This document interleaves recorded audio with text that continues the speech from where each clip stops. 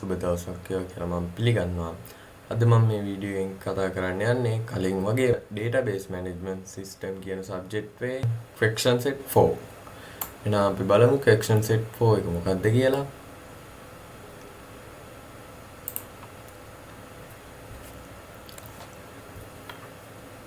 question set 4 එක විදිහට තියෙන්නේ කෑගල්ල මහාවිද්‍යාලය කියන ඉස්කෝලේ සිස්ටම් එක ඩෙවලොප් කරන්න අපිට දීලා තියෙනවා. අපේ ඉන්ස්ටිටියුට් එකට දීලා තියෙනවා. ඒකේ ඩේටාබේස් එක හදන්න මට දීලා තියෙනවා. එහෙනම් අපි බලමු මම ඒක කරන්නේ කොහොමද කියලා. මේකේ ඩේටාබේස් එකේ ER diagram එකයි කරන්න කියලා තියෙන්නේ.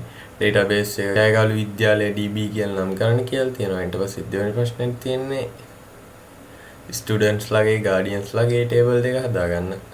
අපි මුලින්ම ඩේටාබේස් එක හදාගෙන ඉතුරු ප්‍රශ්න වලට යන්න.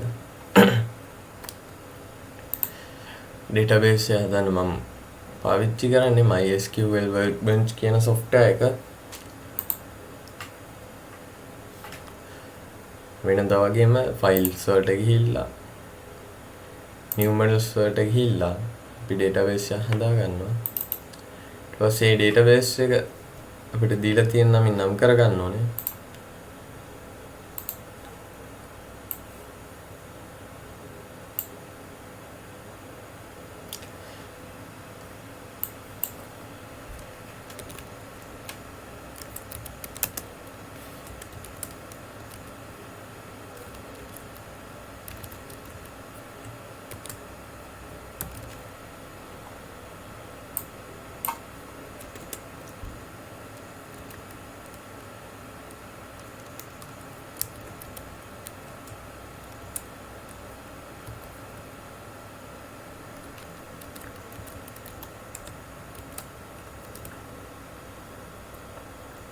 මම මේ ඩේටාබේස් එක මේ විදිහට නම් කරගත්තා.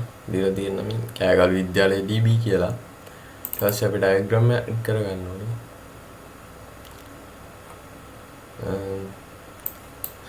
අපිට දීලා තියෙන පළවෙනි ටේබල් දෙක තමයි ඉන්නේ කියලා ස්ටුඩන්ට් ටේබල් එකයි ගාඩියන්ස් ටේබල් එකයි. ගාඩියන් ටේබල් එකයි මම මේ විදිහට ඒ දෙකත් හදා ගන්නවා. මෙතන මේ අයිකන් එක ක්ලික් කරලා ටේබල් එක ඇඩ් කරගන්නවා. මෙන්න මම හදාගෙන ස්ටුඩන්ට් ටේබල් එක.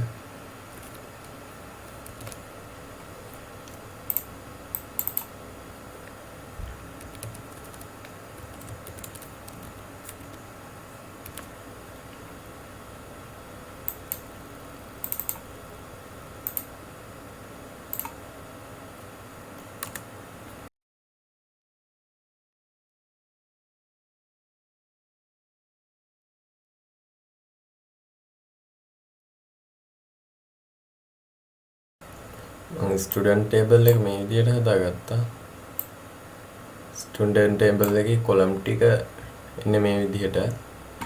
ඉන්ඩෙක්ස් නම්බර් එක, data type එක වාචා, length එක 10යි. first name එක වාචා, length එක 45යි. last name වාචා 45යි. gender data type එක වාචා, length එක 10යි. contact number වාචා, length එක 10යි. address වාචා, length එක 60යි. එහෙනම් මම මේ විදිහට දෙවෙනි ටේබල් එකත් හදා ගන්නවා.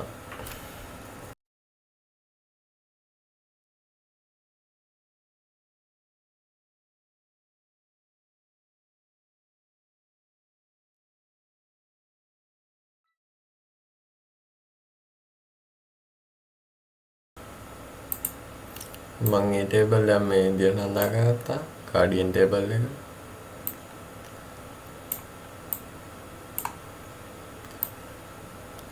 ඊපස්සේ අපේ තුන්වෙනි ප්‍රශ්නේ විදිහට අහලා තියෙන්නේ the name relationship between the two tables student and guardians that you set up about mark it the ER diagram you created.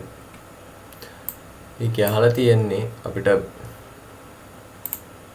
මේ ටේබල් දෙක අතර තියෙන රිලේෂන්ෂිප් එක කියන්න කියලා සහ මේක මේ ER diagram එකේ ඒක අඳින්නයි කියලා. මෙතන තියෙන රිලේෂන්ෂිප් එක ගත්තොත් ස්ටුඩන්ට්ස්ලා එක්කෙනෙක්ට ඉන්න පුළුවන් එක ගාඩියන් කෙනයි එවුනාට ගාඩියන් එක්කෙනෙක්ට ස්ටුඩන්ට්ස්ලා කීප දෙනෙක් ඉන්න පුළුවන්. ඒ කියන්නේ මෙතන තියෙන one to many relationship එක. ඒක නිසා ඒක මම මේ විදිහට one to many relationship එක මේ විදිහට අඳ ගන්නවා. හරි තුන්වෙනි ප්‍රශ්නෙත් හරි. හතරවෙනි ප්‍රශ්නේ තියෙන්නේ a teacher teach several subject and one subject teach several teachers. Create a teacher and subject table using the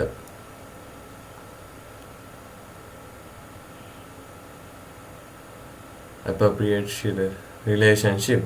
Following the instruction below to create the table. Create an ER diagram.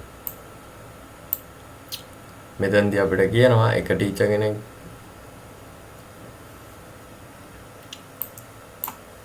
අපිට මේකෙදි කියනවා එක teacher කෙනෙක් subject කීපයක් සහ එක subject එක ටීචර්ස්ලා කීප දෙනෙක් ගන්නනවා කියන. ඒක නිසා අපිට ඒ විදිහට ER diagram එකේ relationship එක හදන්නයි කියනවා මේ table දෙක අතර. අපි මුලින් මේ table දෙකත් හදාගෙනමු.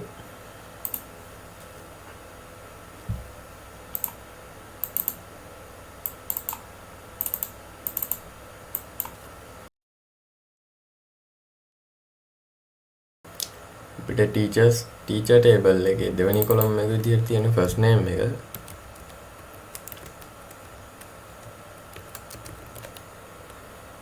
ඒකේ data type එක වාචා length එක 45යි.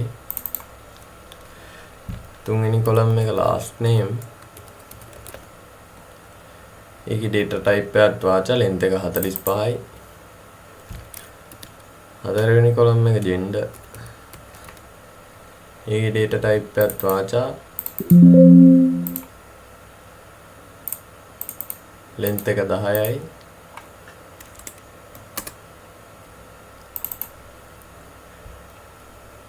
පස්වෙනි column එක contact number.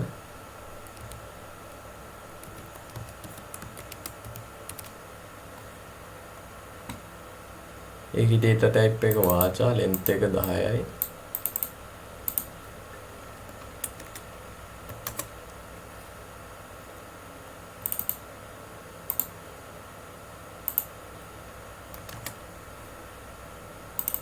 හයවෙනි column එක email. data type එක වාචා length එක 50යි. අපිට ඒ දීලා තියෙන instructions වලට teachers table එක හදාගත්තා. ඊළඟ table එක අපිට තියෙන subject table එක හදාගන්න. table name එක subject.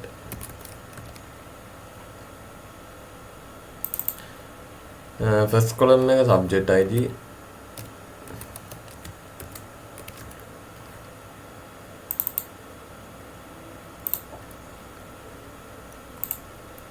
වාචා length එක 10යි. ඒක primary key එක අපේ. දෙවෙනි column එක subject name.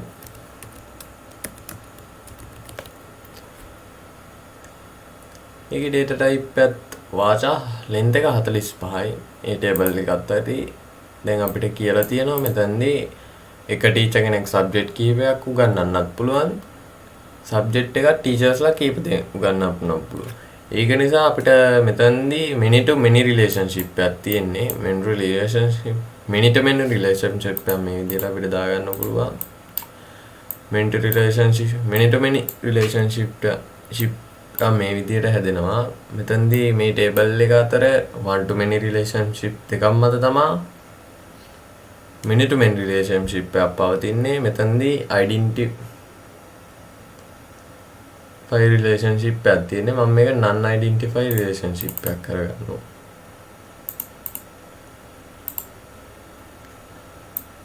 හරි ඔන්න එහෙනම් අපිට දීලා තියෙන හතරවෙනි question එක මම මේ විදිහට කරගත්තා. එහෙනම් හැමෝටම සුබ දවසක්.